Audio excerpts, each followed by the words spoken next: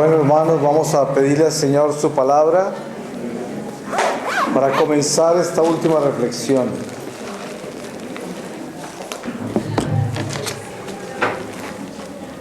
Y vamos a hacer esta última reflexión sobre la alegría de vivir en el Espíritu de Dios.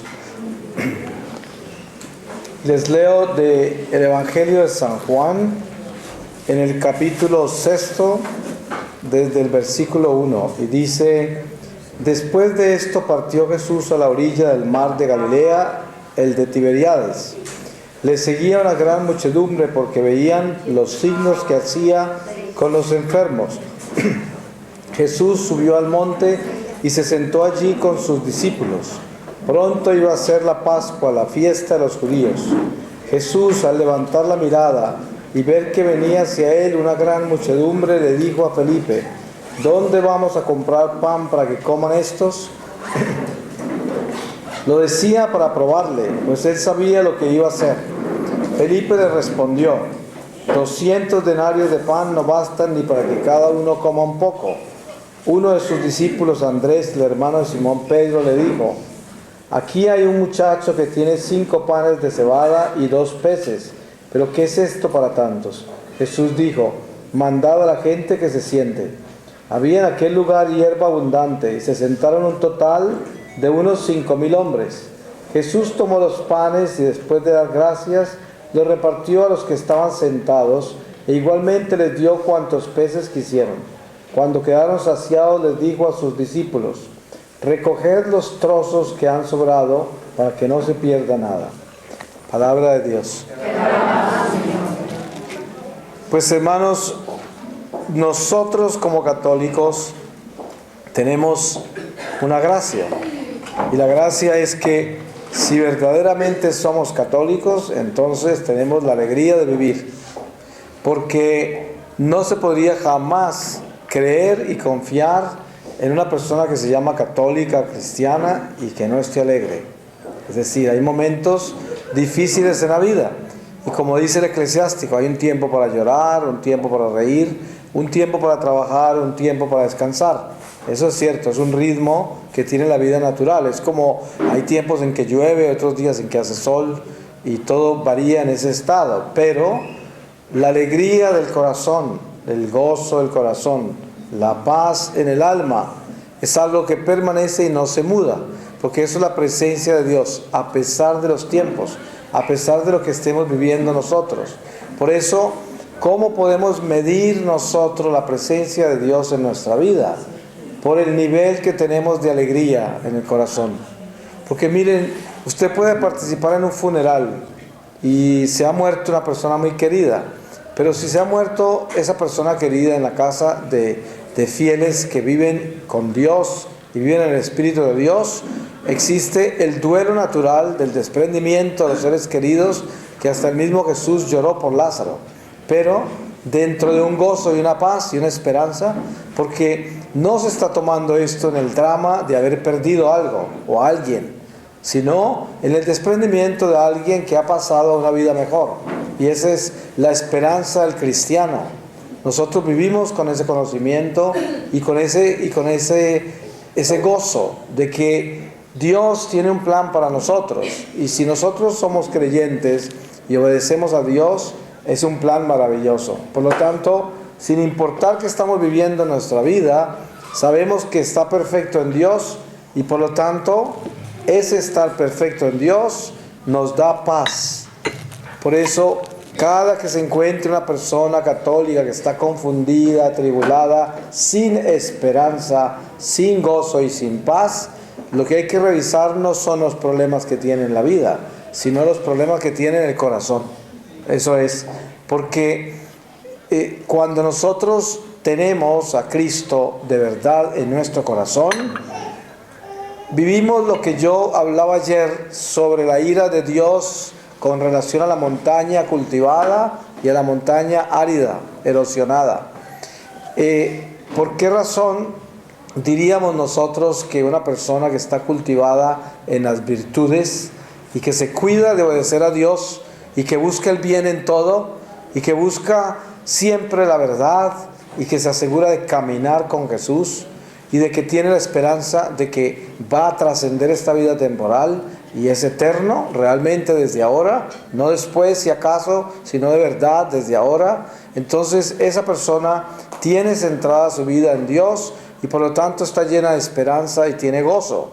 Y esa vida la tiene fundada en Dios y por lo tanto tiene esa seguridad espiritual dentro de sí misma.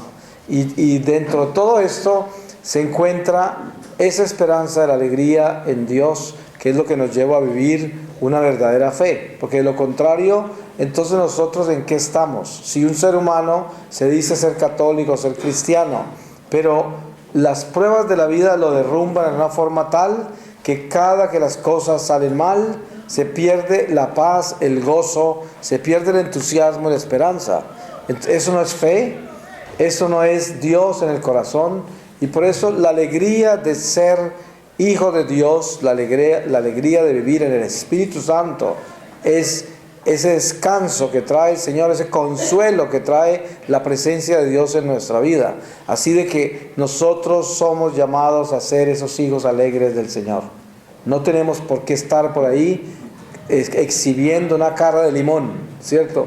Un rostro que asusta a los niños. No podemos. Hay personas que parecen que tuvieran licencia para asustar niños, ¿cierto? Porque andan con unos rostros que uno lo que quiere preguntar es ¿qué pasó? Pero lo que pasa es que si los encuentra el martes, igual. Si los encuentra un año después, igual. Entonces dice uno, no ha pasado nada. Eso es lo que pasó, que no ha pasado nada, que aquí no pasa nada, que aquí hay muerte, aquí no hay vida, aquí no hay fe, aquí no hay esperanza, aquí no hay esa conversión real, aquí no hay Cristo. Y eso es lo que pasa, eso es lo que sucede. ¿Y por qué razón no hay alegría en el cristiano?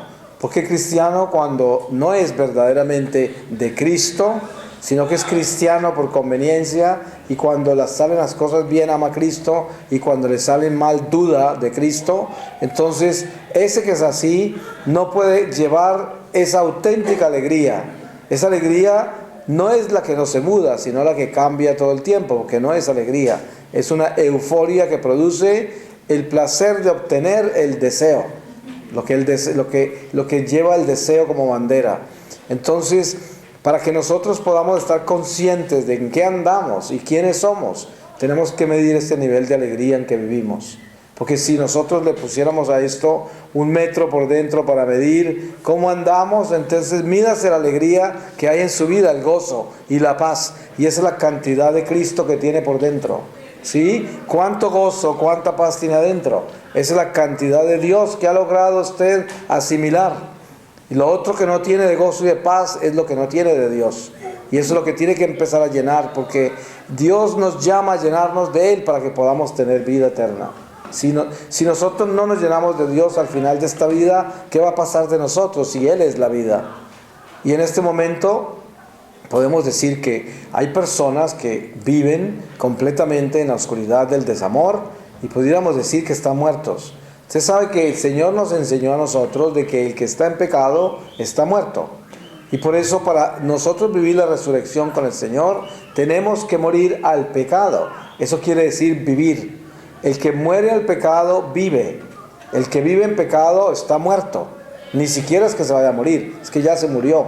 O sea que hay mucha gente que está arrastrando un cadáver para enterrarlo al final de la vida y que se caiga al abismo. Eso es porque no quieren amar, no quieren perdonar, no quieren obedecer a Dios, no quieren conocer a Dios, no quieren absolutamente nada con el amor. Por eso no tienen gozo, no tienen paz. Y cuando quieren tener ese tipo de sentimiento en su corazón, lo consiguen a través de las cosas materiales, con el vicio, con la maldad, con el placer. Y en esa forma buscan una felicidad falsa. La felicidad que da el dinero, que es algo que no es real. La felicidad que dan el placer. Hay gente que consigue momentos de euforia con el alcohol, con las drogas, con el cigarrillo, con el sexo impuro, con el chisme, con la maldad, tomándole ventaja a los demás. Hay un dicho entre la gente del mundo que dice: el hombre que triunfa es el que muere con más juguetes. Sí, eso es un dicho muy común.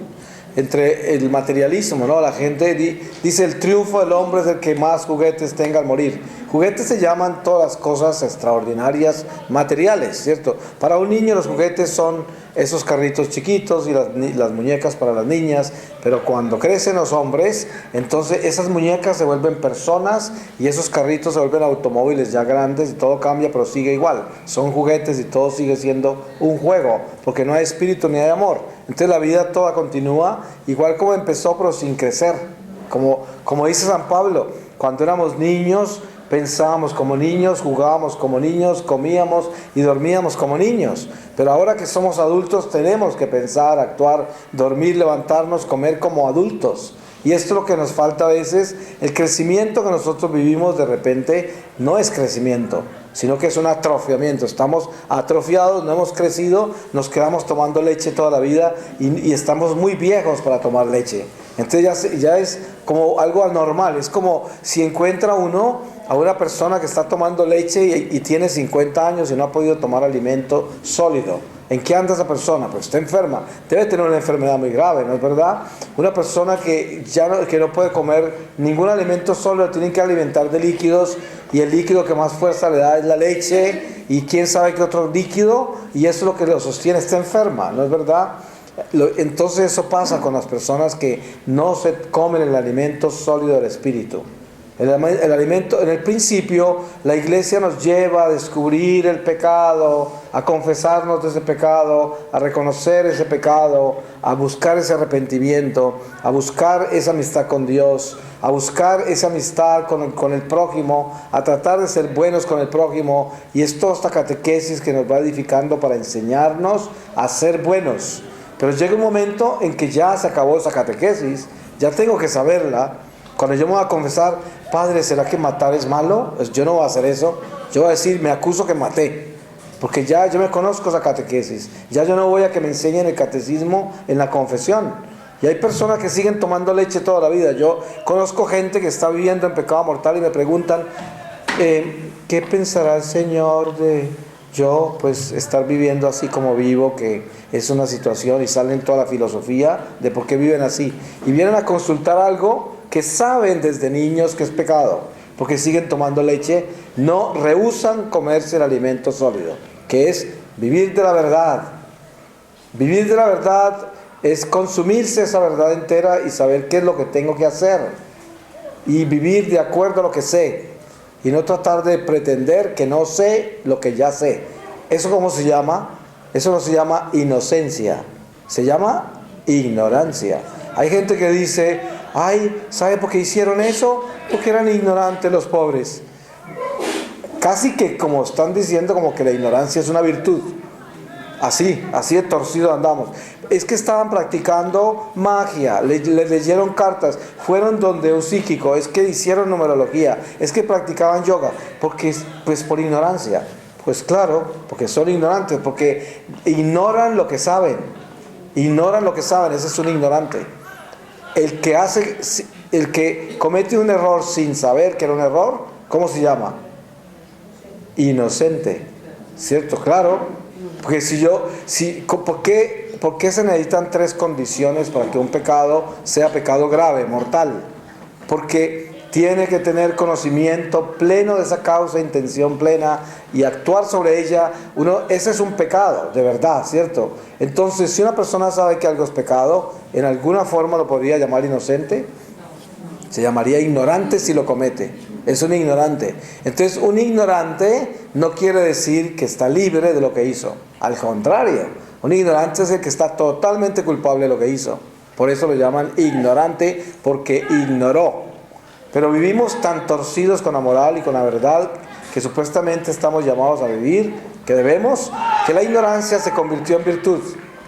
Porque hay personas que dicen, es que mi hija se metió por un mal camino, pobrecita, pues por ignorancia.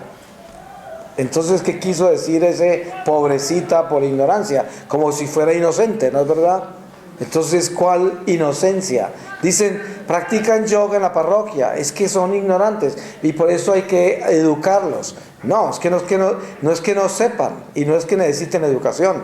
Lo que necesitan es obediencia, conversión. Eso es lo que necesitan.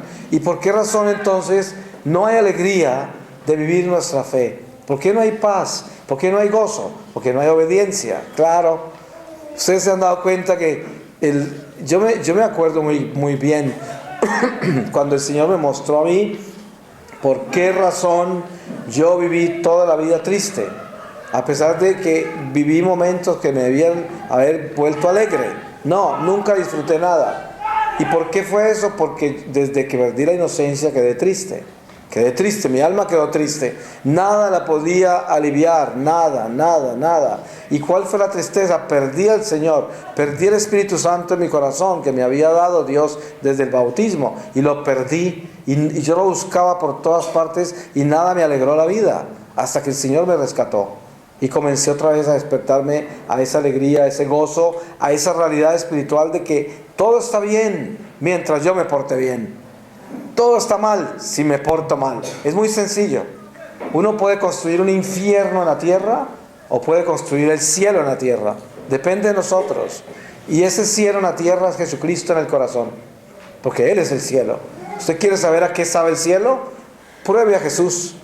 Ese es el cielo. Consuma a Jesús. Ese es el cielo. Ese es el alimento divino. ¿Quiere probar el infierno? Pruebe el pecado, coma el pecado. Eso es el infierno. Y esto es el llamado. Por eso la alegría de vivir en el Espíritu Santo es una decisión que tiene que tomar el hombre. O quieres vivir alegre o quiere vivir amargado. Escoja. Si quiere vivir alegre, viva en paz con Dios. Y de esa forma tendrá sabiduría, vivirá sin afanes, caminará como un ser eterno.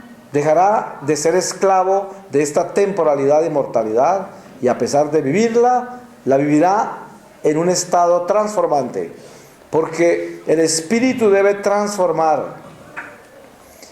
San Pablo dice que cuando nosotros somos fieles a Dios, al final de esta vida, este cuerpo que enterramos corruptible será resucitado incorruptible, y nosotros, al vivir en Jesucristo y enterrar esta carne, no nos morimos, sino que nos transformamos.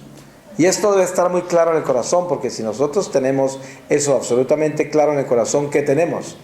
Alegría, gozo, porque ya superamos esa mortalidad.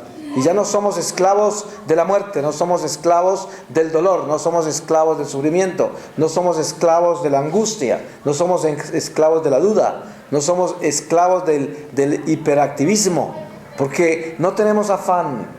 No vamos corriendo detrás del viento, no vamos corriendo detrás de una explosión.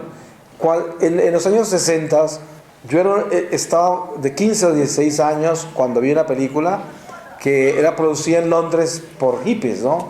Por beatniks allá en Londres, se llamaba Blow Up, era una película de un fotógrafo en Londres. Y en esa película había algo que me marcó, me impactó mucho, y era que había un concierto de rock, y al final los músicos rompían todos los instrumentos en un momento de histeria.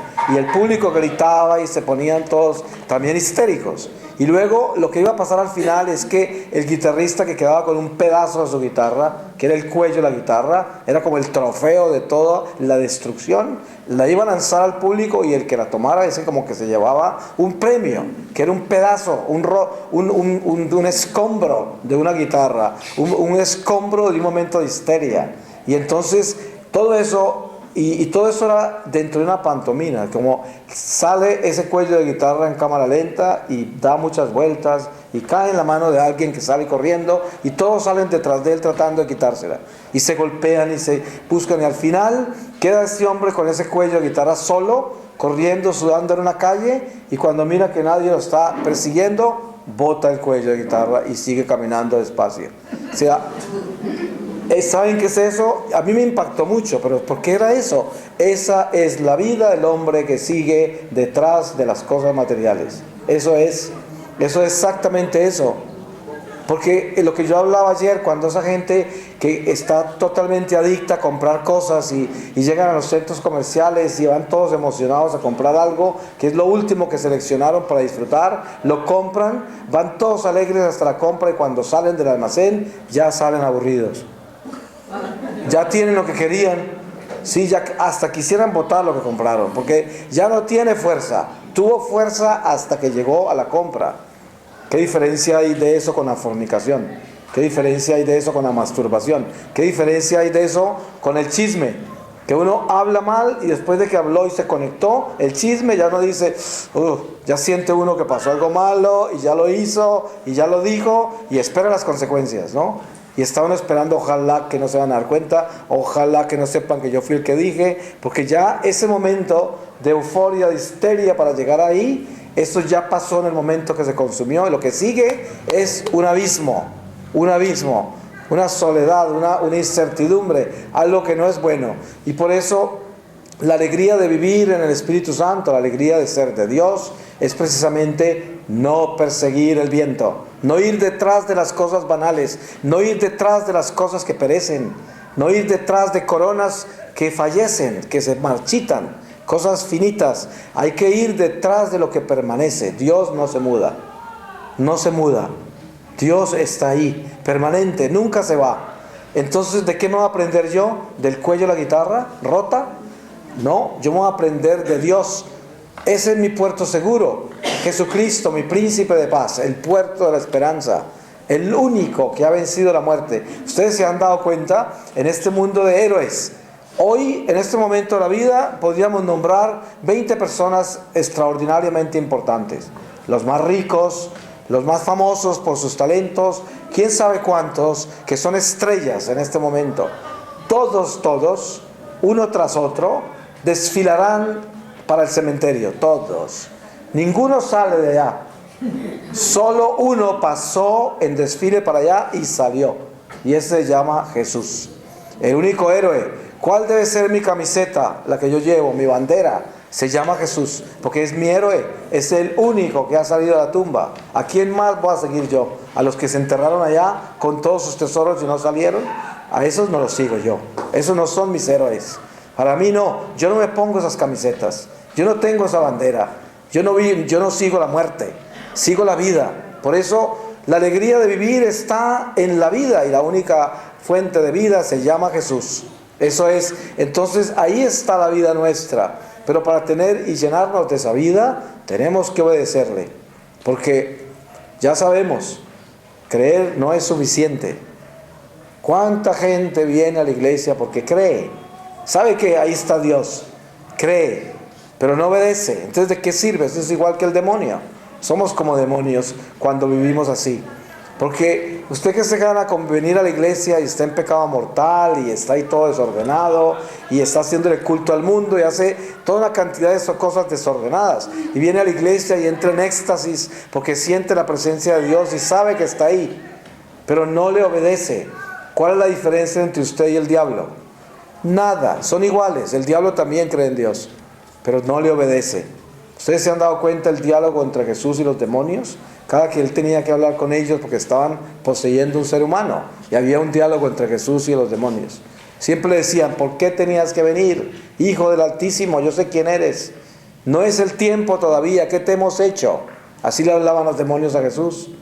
Y él los sacaba, decía, vete. A veces ni les hablaba, simplemente se iban, ¿no?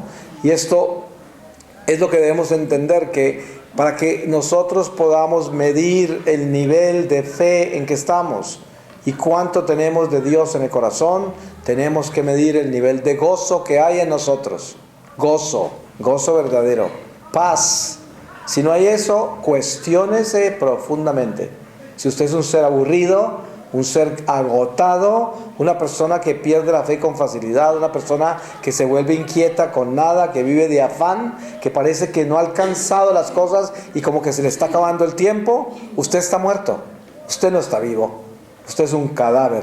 Y por eso Jesús quiere resucitarnos. La promesa del Señor es, yo te quiero dar la vida, pero permíteme entrar en tu corazón. Y para eso tengo que empezar a tener esa confianza en Dios. En la experiencia que yo tuve con la Virgen María, yo no conocía nada de Dios y estaba en ese lago, en un estado de purgatorio, cuando el Señor me trajo a la Virgen María para que ella me enseñara a mí a confiar en el Señor. La Virgen María me decía a mí, tienes que aprender a confiar en Jesús. En el fondo de tu alma, de tu corazón, de todo tu ser, di, Jesús, yo confío en ti. Di desde el fondo de tu alma, Jesús, yo confío en ti. Él te quiere salvar, Él te quiere perdonar. Todos los pecados que estaban en el lago donde yo estaba en el purgatorio, que eran espíritus del mal de mis pecados, ella no los miraba y me decía que esos no eran yo. Y me muestra la diferencia entre pecado y pecador. Mucho tiempo después, cuando ya regresé yo a mi vida natural después de la liberación del secuestro y comencé a descubrir la iglesia, me encontré con la revelación a Santa Faustina de la Divina Misericordia. ¿Y cuál fue la gran sorpresa cuando leo ahí: Jesús, yo confío en ti? Ese mensaje, y esa era la Virgen María, lo que ella me dijo a mí, es precisamente lo que Jesús le dijo a Santa Faustina, que le decía: mira, haz pintar esta imagen mía de lo que estás viendo y abajo pon esta frase: Jesús, yo confío en ti, y tráeme todas estas almas a mi misericordia. Y le nombra toda la lista. Y esto es precisamente el llamado a la felicidad, el llamado a la alegría en Dios, el llamado al gozo y la paz. Jesús, yo confío en ti. Uno debe llevar eso tatuado al corazón en todo momento, porque no importa dónde estés y qué es lo que estés haciendo, siempre es: Jesús, yo confío en ti, siempre. Y es que al nombre de Jesús toda rodilla se dobla, en el cielo, en la tierra y en los abismos. Es que eso es, y nosotros no podemos olvidarnos. Este es un legado de amor. Dios nos ha dado esto y no podemos desperdiciarlo. Tenemos que abrazarlo con amor, con humildad, con sencillez, con obediencia, con esa docilidad que Dios le pide al alma. Sé dócil, sé obediente, tranquilízate, no te afanes más, descansa. Yo estoy contigo, no tienes nada que temer, no tengas miedo, yo estoy contigo. ¿A qué le vas a temer? ¿Quién te puede hacer algo si yo estoy contigo? Eso es, y esto nos da alegría, paz, esperanza. Y eso es Jesús, príncipe de paz. Por eso la Virgen María incansablemente lo hará hasta el final. Cuando Jesús regrese, nos estará diciendo todos los días: amen a mi Jesús, obedezcan a mi Hijo Jesús. Vivan en Jesús, no vivan en nada más. Esa es la esperanza, esa es la verdad. Tienen que seguir ese camino y en esa forma viviremos una vida extraordinaria. El Señor ya nos dio esta vida eterna, ya nos la dio, ya heredamos, ya somos ciudadanos de la Santa Jerusalén del cielo. Tenemos el pasaporte. Debíamos ir con mucha alegría hacia la casa del Padre, pero ¿qué sucede?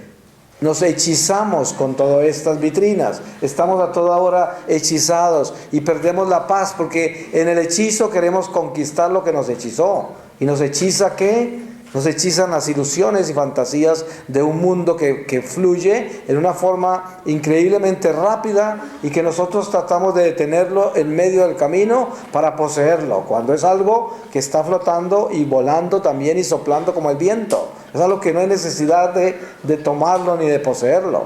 Es como, así pasa con ustedes han visto los gaticos chiquitos que están mirando que se mueven las cosas y tratan de tocarlas cuando no se pueden tocar.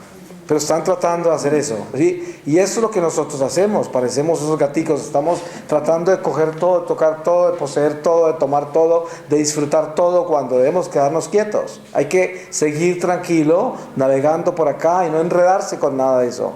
Por eso ese hechizo de esto es lo que tenemos que dejar quieto. Ulises con las sirenas, ¿sí? Tenemos que cuidarnos del canto de las sirenas. Y ahora sí que están cantando duro. Si alguna vez han cantado duro las sirenas es ahora. Bien duro, bien. Y son encantadoras. Encantadoras. El mundo nunca antes había sido más seductor que hoy. Nunca antes. Y por eso, entre más se acerca el regreso de Jesús, más encantadoras van a ser las sirenas. Los cantos van a ser ya de esos que no se escapa nadie de ahí. Por eso el Señor advirtió: estos son los tiempos en que hasta los creyentes, los hijos de Dios, caerán, porque se deslumbrarán con los prodigios, con los milagros, con la ciencia humana, se deslumbrarán y se dejarán hechizar de esto.